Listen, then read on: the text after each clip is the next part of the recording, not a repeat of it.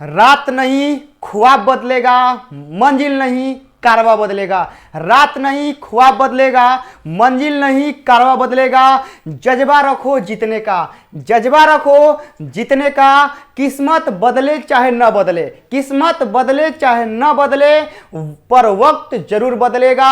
और आप लोगों के लिए बोर्ड एग्जाम के लिए केमिस्ट्री के सबसे 10 मोस्ट इंपॉर्टेंट क्वेश्चन आप लोग के लिए लेकर आए हैं। इसमें आप लोगों को क्वेश्चन को याद नहीं करना है, यानी क्वेश्चन तो लोग के राटा नहीं खे मारेगा। सिंपल भाषा में कहता नहीं कि क्वेश्चन तो लोग के राटा मार ही के नहीं खे। चुपचाप जैसे हम अपना स्टाइल में समझाओ नहीं, बस चुपचाप क्या करेगा बा कि तो लोग के बस चुपचाप समझ जाएगा बा। अब पूरा पीडीएफ आप लोग को दे देंगे, ठीक है ना। बोर्ड एग्जाम कहता है कि तुम लोग मारे जाओगे, बोर्ड एग्जाम कहता है कि आप लोग मारे जाएंगे, आप लोग को बर्बाद कर देंगे। बट ये क्वेश्चन कहता है कोई बात नहीं, हम देख लेंगे, हम टॉपर बना देंगे। तो ये क्वेश्चन कहता है कि चिंता मत करो, ठीक है ना। जब तक ये क्वेश्चन है ना, बोर्ड एग्जाम में झुकने नहीं दिया जाएगा। आप लोगों को वहां हंसते हंसते सारे क्वेश्चन का आंसर, ये सारे क्वेश्चन वहां आएंगे और आप लोग हंसते हंसते लिखेंगे, ठीक है ना। तो चलिए एक एक क्वेश्चन को हम लोग धोते हैं, बढ़िया से समझाते हैं। आप लोग तैयार हो जाइए, कुर्सी की पेटी बांध लीजिए। याद रखिएगा कि बोर्ड एग्जाम कहता है कि मारा जाएगा, कुछ नहीं होगा, आप लोगों को ले डूबेंगे। बट ये क्वेश्चन कहता है कि बचा लेंगे, ठीक है ना। बट ये क्वेश्चन कहता है कि बचा लेंगे। और जिन भी भाई को पीडीएफ चाहिए केमिस्ट्री का, चले जाएंगे, 49 रुपये में मिल जाएगा। देखिए आप लोग कहीं भी इंस्टीट्यूट में पढ़ते होंगे तो 10, 15, 20 हज़ार तो नॉर्मली आप लोग दे देते होंगे, आराम से दे देते होंगे, इसमें तो नो डाउट है। लेकिन आप ही लोग के लिए बहुत कम फी में, ठीक है ना, बहुत ही कम फी में आप लोग अलग प्लेटफॉर्म भी चेक कर सकते हैं। सबसे कम फी में 49 रुपये में केमिस्ट्री का आप लोग को सब कुछ मिलेगा। ऑब्जेक्टिव, सब्जेक्टिव, 1 नंबरिया, 2 नंबरिया सब कुछ मिल जाएगा। आप लोग ले लीजिएगा बाबू, ठीक है ना। क्योंकि एग्जाम बहुत करीब है। पीडीएफ मिलेगा कहाँ, जाइएगा प्ले स्टोर पे, वहाँ ऐप है स्टडी विथ डेडिकेशन, SWD, मतलब ये पूरा ऐप है, ठीक है ना। ये पूरा यहाँ से लेके यहाँ तक ऐप का नेम है। सर्च मारिएगा, ऐप आ जाएगा, जाके आप लोग आराम से वहाँ से ले सकते हैं। कोई दिक्कत होता है, पेमेंट इशू, या आप लोग को ऐप नहीं ओपन होता है, तो ये नंबर पे आप लोग कांटेक्ट कर सकते हैं, ठीक है ना। चलिए आगे आते हैं। पहला क्वेश्चन आप लोगों को हम समझाते हैं और बहुत ही गजब लेवल का सवाल है। ध्यान से आप लोग देखेंगे, आप लोग के दिलो दिमाग में सारे चीज को उतारते हैं स्टेप बाय स्टेप, ठीक है ना। स्टेप बाय स्टेप आप लोगों को हम पूरा ये परिभाषा आप लोगों को उतारने की हम यहाँ पर कोशिश करते हैं, ठीक है ना। तो यहाँ से आप लोग ध्यान से देखेंगे, ठीक है ना। यहाँ पर आप लोग ध्यान से देखेंगे बाबू,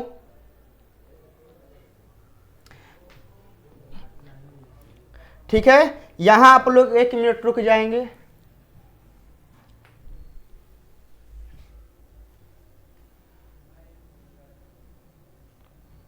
चलिए यहां से हम लोग, ठीक है ना, यहां से हमने के आगे बढ़ते हैं। देखिएगा पहला सवाल है कि काय केंद्रित घनाकार इकाई सेल में परमाणुओं की संख्या होती है, ठीक है ना। यानी हमने के बताना है ना, बॉडी सेंटर्ड क्यूबिक में हमने के यूनिट सेल कैगो होता है। तो याद रखिएगा कि हमने के कॉर्नर कैगो होता है, 8 गो होता है। एगो कॉर्नर के लिए 1/8 लेंगे और प्लस एगो जोड़ते हैं तो 8 से 8 कट जाएगा, यानी हमने के 1 + 1 आएगा 2, इसका राइट आंसर हो जाएगा। और ये सवाल आप लोग के 2 नंबरिया में पूछा गया है, ठीक है ना। ये सवाल आप लोग के 2 नंबरिया में पूछा गया है। उम्मीद है कि आप लोग इसको सही कर देंगे। बीसीसी में याद रखिएगा, ठीक है ना, बॉडी सेंटर्ड क्यूबिक यूनिट में याद रखिएगा कि टोटल हमनी के 8 गो कॉर्नर होता है। एगो कॉर्नर के लिए 1/8 लेंगे, हमनी के एगो एकरा में ऐड कर देंगे तो टोटल हमनी के 2 आ जाएगा। तो इसमें पूछा है कि संख्या कितना होगा, तो संख्या हमनी के 2 हो जाएगा। बताइए, इतना सरल सवाल, इतना आसान सवाल है, क्या बताएं। तो आप लोग को ये सारे क्वेश्चन सही हो जाने चाहिए। पहला क्वेश्चन हमारी के कंप्लीट हो गया है। आगे चलते हैं बाबू, दूसरा का सवाल आप लोग देखेंगे। दूसरा का सवाल यह है कि आयनिक क्रिस्टल के 2 मुख्य गुणों को लिखें। अब आयनिक क्रिस्टल के 2 मुख्य गुण क्या होता है, ध्यान समझिएगा। आयनिक हमनी देखिए, आयनिक जो क्रिस्टल होता है ना, ओकरा में हमनी के धनायन और हमनी के होता है ऋणायन, दोनों होता है। इसके वजह से धनायन और हमनी के ऋणायन, ये दोनों के वजह वजह से यह होता है ना कि हमनी के जो आयनिक क्रिस्टल होता है ये बहुत कठोर होता है, ठीक है ना। जैसे आप लोग ईंटा उटा देखे है ना, ईंटा पत्थर मतलब जो तो लोग देख ले बजा ईंटा पत्थर ये सब कितना कठोर रहेला, तो वो सही समझा ना कि आयनिक क्रिस्टल जो में धनायन भी रही हमनी के ऋणायन भी रही एकरा वजह से ये हमनी के कठोर होला। कठोर होला ये तो बात हो गई। अब उसके बाद आप लोग दूसरा का नंबर देखेंगे कि हमनी के क्रिस्टल है, आई क्रिस्टल में हमनी के आयन है। क्रिस्टल में क्या है? आयन है। आयन मतलब कि प्लस चार्ज भी है और माइनस चार्ज भी है। तो बताइए जौना में प्लस चार्ज है जौना में माइनस चार्ज है तो क्या विद्युत का सुचालक नहीं होगा?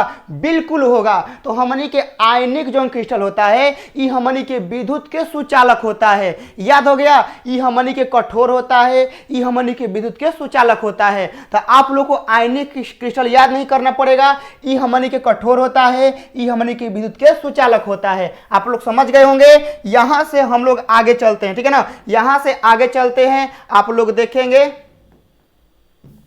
ठीक है ना। यहां से हमनी के आगे चलते हैं बाबू, ठीक है ना। चलिए यहां से हम लोग देखते हैं क्वेश्चन नंबर 3, ठीक है ना। यहां से हम लोग देखते हैं बाबू क्वेश्चन नंबर 3, ठीक है ना। क्वेश्चन नंबर 3 दिखते हैं, विद्युत अपघटन संबंधी फैराडे का दूसरा नियम क्या है बताना है, ठीक है ना। हमनी के फैराडे का दूसरा का नियम बताना है। देखिए फैराडे का दूसरा का नियम क्या कहता है कि मान लीजिए कि हमारे पास एगो विद्युत अपघट के घोल है।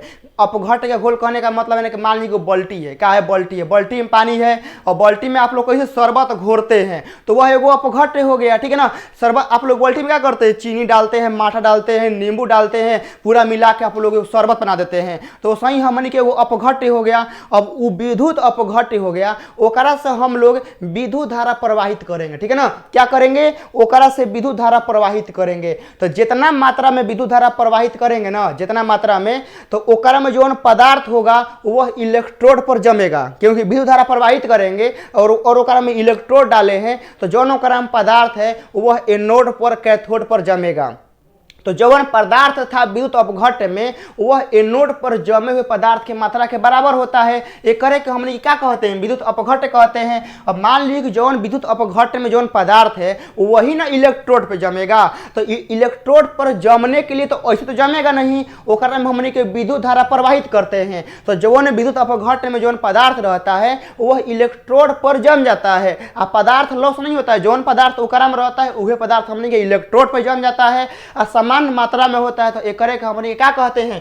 फैराडे के विद्युत विच्छेदन का दूसरा नियम कहते हैं। एकरा में आप लोग का होता है E1 बाटा E2, ठीक है ना। E1 बाटा E2 बराबर W1 बाटा में W2 होता है। यही आप लोग का फैराडे का विद्युत विच्छेदन का दूसरा नियम होता है। इसका पूरा आंसर टाइप हो गया, सब लिख दिए हैं। आप लोग को पूरा आंसर सहित आप लोग को ऐप पर डाल देंगे, ठीक है ना।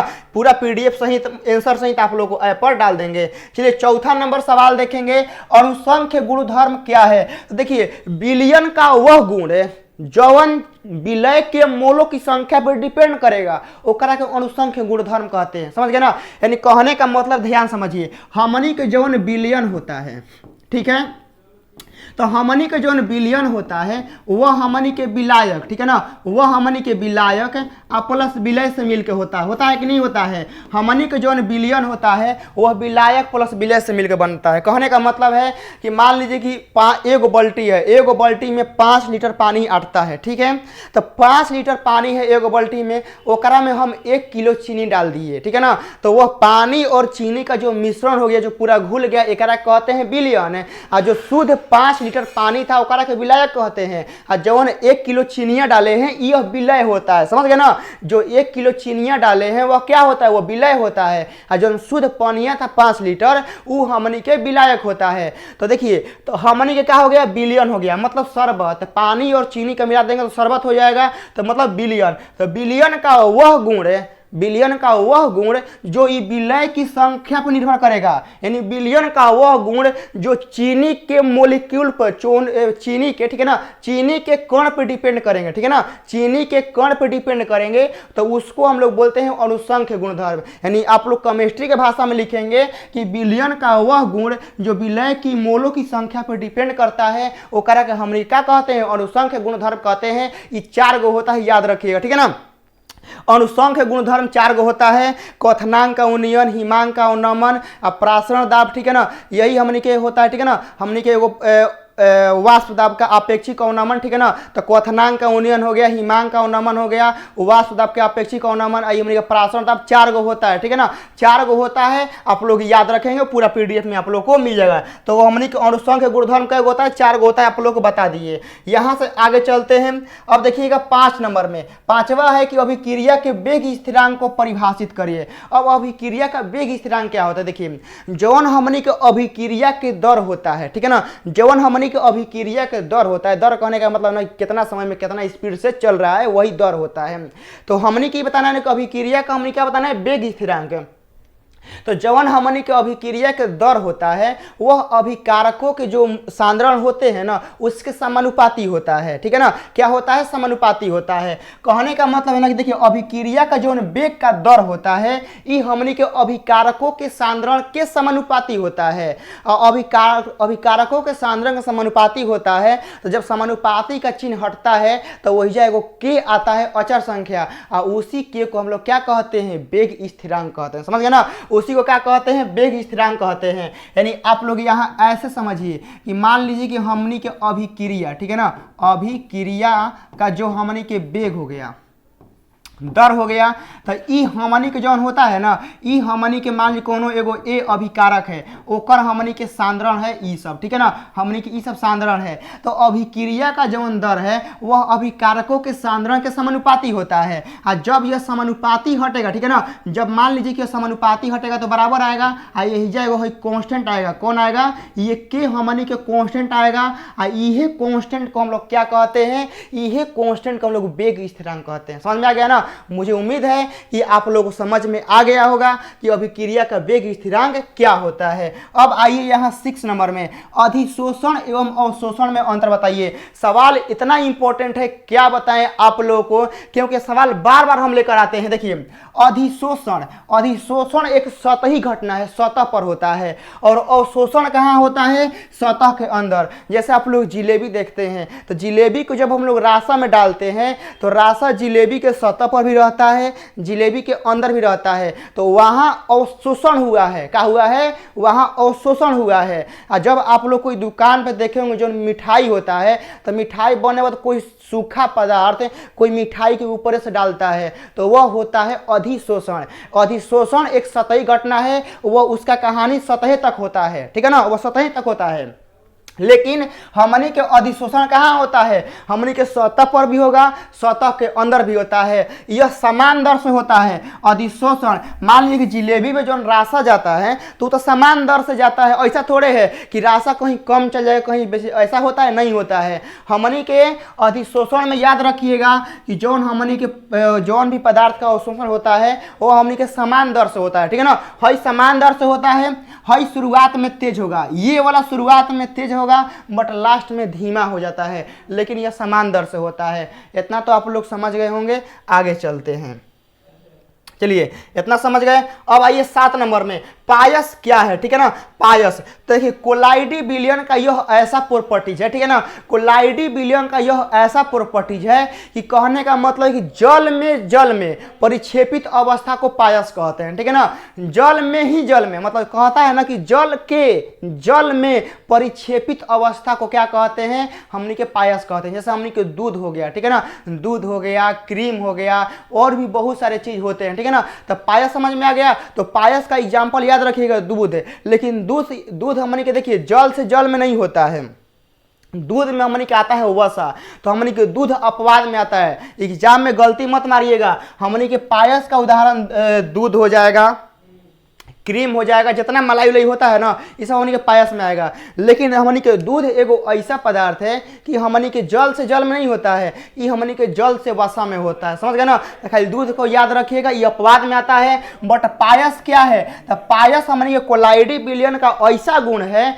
जवन कि परिक्षेपित अवस्था और परिक्षेपित माध्यम ये दोनों जले में होता है, तो हमनी के ओकरा कहते हैं पायस, यानी इमल्सन एकरा के कहते हैं। याद हो गया बाबू। अब आइए 8वां नंबर, धातु के वैद्युत शोधन से आप क्या समझते हैं। अब देखिए धातु के वैद्युत शोधन से हम यह समझते हैं ना कि मान लीजिए कोनो अशुद्ध धातु है, का है, जैसे मान लीजिए हमनी के पृथ्वी से हमनी के शुद्ध धातु थोड़े मिलता है। हमनी के पृथ्वी से तो हमनी के अयस्क मिलेगा, खनिज मिलेगा, खनिज से अयस्क बनाएंगे। अब ओकरा में से हमनी के धातु निकालेंगे ना, तो हमनी के धातु जो होता है हमनी के शुद्ध रूप में नहीं मिलता है, हमनी के अशुद्ध रूप में मिलता है। तो हमनी के जौन ये वैद्युत शोधन विधि है ना, तो हम लोग इस विधि से अशुद्ध धातु से शुद्ध धातु एकदम उच्च क्वालिटी के, ठीक है ना, हाई क्वालिटी के धातु प्राप्त करते हैं। ओकरा के हम लोग कहते हैं वैद्युत शोधन विधि, ठीक है ना। यानी ऐसा विधि जिसमें से अशुद्ध धातु से एकदम हाई क्वालिटी, उत्तम क्वालिटी, ठीक है ना, उत्तम क्वालिटी का हम लोग धातु निकालते हैं। तो ओकरा का हम लोग बोलते हैं क्या, एकदम शुद्ध धातु बोलते हैं। और जो यह प्रोसेस होता है, जो ना प्रक्रिया द्वारा यह बनता है, ओकरा का हम कहते हैं वैद्युत शोधन, ठीक है ना। यानी कहने का मतलब है कि अशुद्ध धातु को शोधन करके, उसको साफ करके, ठीक है ना, हम लोग उच्च क्वालिटी का धातु निकालते हैं। तो इस प्रक्रिया को क्या बोलते हैं, वैद्युत शोधन विधि समझते हैं। समझ में आ गया। अब आइए 9 नंबर आप लोग देखेंगे, एकदम मोस्ट इंपॉर्टेंट सवाल है बाबू, ठीक है ना। आज के जो ये 10 सवाल लाते हैं ना, ये आपके एग्जाम के लिए बहुत स्पेशल है, सारा प्लेलिस्ट बना दिए। देखिएगा कि अमोनिया का क्वथनांक फास्फिन के क्वथनांक से ज्यादा होता है, व्याख्या करें। अब देखिए अमोनिया का सूत्र क्या होता है बाबू, आप लोग याद है, अमोनिया का सूत्र हमनी के NH3 होता है। अब एकरा में आता है नाइट्रोजन, तो नाइट्रोजन का आकार छोटा होता है, कौना से, फास्फिन से। याद रखिएगा कि अमोनिया में जो हमनी के सोडियम होता है, ठीक है ना, अमोनिया में जो हमनी के सोडियम होता है, वह फास्फिन में जो फास्फोरस होता है ना, ओकर आकार से ही कम होता है। आकार में कम होने के कारण एकरा में विद्युत ऋणात्मकता बहुत ज्यादा होता है। क्या होता है, बहुत ज्यादा होता है। तो यहाँ याद रखिएगा कि अमोनिया का जो आकार, अमोनिया में जो सोडियम होता है, इसमें फास्फोरस के आकार से कम होता है। इसी वजह से अमोनिया का जो क्वथनांक होता है वह फास्फिन के क्वथनांक से ज्यादा होता है। याद हो गया, याद हुआ कि नहीं बोलेंगे। अमोनिया का सूत्र हमनी के NH3 में N क्या है, हमनी के नाइट्रोजन है, ठीक है ना। क्या है, N हमनी के नाइट्रोजन है। तो नाइट्रोजन का जवन हमनी के आकार होता है, इसमें फास्फिन के आकार से कम होता है। और जवन भी चीज का आकार कम होता है तो ओकरा में, तो एकरे में पाया जाएगा हाइड्रोजन बंध। समझ गए ना। एकरे में क्या होगा कि अमोनिया में होता है ई, हमने कि नाइट्रोजन हो जाएगा, ठीक है ना। अमोनिया में ये हमने क्या हो जाएगा, नाइट्रोजन। तो नाइट्रोजन का जौन आकार होता है वो फास्फिन में फास्फोरस के आकार से कम होता है। और फास्फिन में जो ये आकार होता है कम होने के कारण हमने के नाइट्रोजन और ये हाइड्रोजन के बीच में हमने के क्या होता है, हाइड्रोजन बंध पाया जाता है। और इसमें विद्युत ऋणात्मकता बहुत ज़्यादा होता है, जिसके वजह से अमोनिया का जो क्वथनांक होता है वो फास्फिन से क्वथनांक से क्या होता है, ज्यादा होता है। एकदम याद हो गया कि यह हमने कि नाइट्रोजन जो होता है आकार में कम होता है। आकार में कम होने की वजह से एकरा में हाइड्रोजन बंध पाया जाएगा। हाइड्रोजन बंध जब पाया जाएगा तो एकरा में विद्युत ऋणात्मकता बहुत ज्यादा होगा, जिसके वजह से इसका क्वथनांक ज्यादा होगा फास्फिन से। एकदम आप लोग समझ में आ गया होगा। आगे चलते हैं। अब चलिए, अब आज के क्लास का 10 सवाल है। देखिएगा 10वां नंबर है कि कमरे के तापक्रम पर जल द्रव होता है जबकि H2S गैस है, क्यों। एकदम इंपॉर्टेंट सवाल है बाबू, एक आप लोग तैयार करेंगे, ठीक है ना। सारे सवाल VVI है, ठीक है ना। ऐसा मत समझिएगा ना कि ये सवाल VVI नहीं, सारे सवाल VVI है। देखिएगा हमने कि जल यहाँ बोला है H2O, ठीक है ना, H2O। तो याद रखिएगा कि जौन हमने को ऑक्सीजन होता है एकरा में, H2S यहाँ पर है। तो आप लोग याद रखेंगे कि ऑक्सीजन में हाइड्रोजन बंध पाया जाता है और सल्फर में हाइड्रोजन बंध नहीं पाया जाता है। जब एकरा में हाइड्रोजन बंध पाया जाएगा तो इसमें विद्युत ऋणात्मकता फिर ज्यादा होगा, ठीक है ना। जौना में हाइड्रोजन बंध पाया जाएगा ओकरा में विद्युत ऋणात्मकता क्या होगा, बहुत ज़्यादा होगा। निगेटिव चार्ज बहुत ज़्यादा होगा। और निगेटिव चार्ज ज़्यादा होने से ये बंधाइल रहेंगे। क्या रहेंगे, ये बंधा रहेगा। और बंधे होने से ये उतने स्वतंत्र रूप से नहीं घूम पाएंगे जौना में हमने के सल्फर घूमता है। समझ गए ना। तो हमने के H2O में ऑक्सीजन में क्या होता है, ऑक्सीजन में हाइड्रोजन बंध पाया जाता है, जिसके वजह से इनके बीच हमने के निगेटिव पावर बहुत ज़्यादा होता है। तो यह हमने के द्रव में रहते हैं, जबकि सल्फर में ऐसा नहीं होता है, सल्फर में हाइड्रोजन बंध नहीं पाया जाता है, जिसकी वजह से यह गैस में होते हैं। तो आप लोग समझ में आ गया होगा कि हमने कि यह कौन कैसे होता है। 200 सवाल का आंसर सब टाइप हो गया है, ऐप पर आज चढ़ा दिया जाएगा, वहां से जाके आप लोग इसका अच्छे से प्रिपरेशन कर सकेंगे। और आप लोग को इसका पूरा प्ले लिस्ट भी बना दिए हैं, ठीक है ना। तो आप लोग का ये हमको लगता है चौथा नहीं तो पांचवा क्लास होगा केमिस्ट्री का 2 नंबरिया का, जाएंगे पूरे प्ले लिस्ट में जो 2 नंबरिया करा रहे हैं कंप्लीट करिएगा। क्योंकि बाबू देखिए 10 गो 2 नंबरिया लिखना है आप लोग के एग्जाम में, ये गो क्वेश्चन 2 नंबर का रहता है, यानी 20 नंबर का सवाल है, समझ गए ना। 1 नंबरिया तो आप लोग कर लेंगे, वह तो आप लोग करा दिया जाएगा, ठीक है ना। लेकिन 20 नंबर यह लिखना है बाबू, ठीक है ना। जब तक आप लोग लिखेंगे नहीं ना तब तक समझिए कि आंसर मिलेगा नहीं। आंसर आप लोग को अपने भाषा में लिखेंगे ना तो और ही ज़्यादा नंबर मिलता है बढ़िया से, समझ गए। तो अब मेरा काम था समझाना, आप लोग समझ गए होंगे। चलिए मिलते हैं हम लोग दूसरे क्लास में, आप लोग इसका आंसर के साथ PDF ऐप पर डाल देंगे, वहाँ आप लोग इसको रिवाइज करेंगे। चलिए जय हिंद।